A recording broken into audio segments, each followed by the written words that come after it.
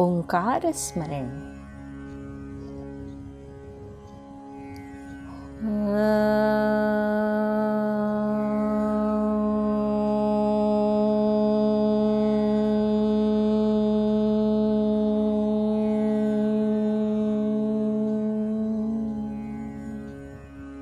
दोस्तों, आज की बड़ी ही रोचक कथा का शीर्षक है सदा नहीं रहते।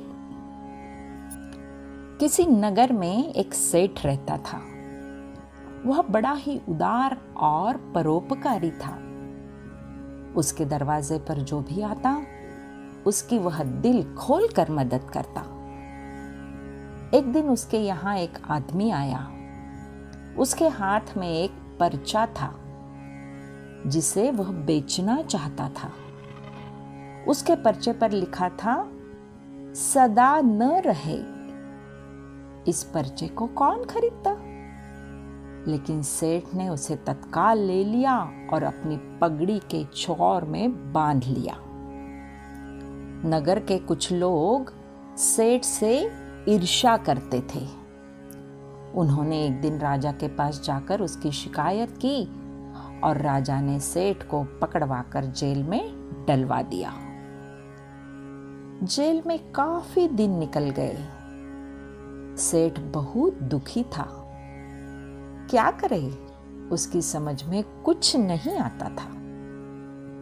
एक दिन अकस्मात सेठ का हाथ अपनी पगड़ी की गांठ पर पड़ गया।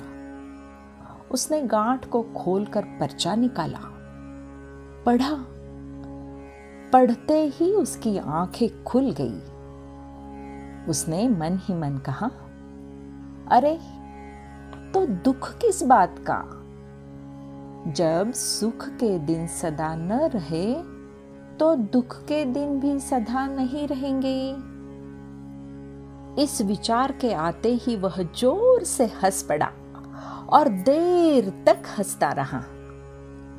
चौकीदार ने उसकी हंसी सुनी तो उसे लगा सेठ मारे दुख के पागल हो गया है। उसने राजा को खबर दी।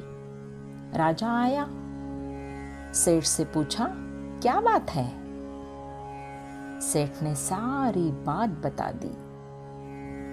उसने कहा, राजन, आदमी दुखी क्यों हो?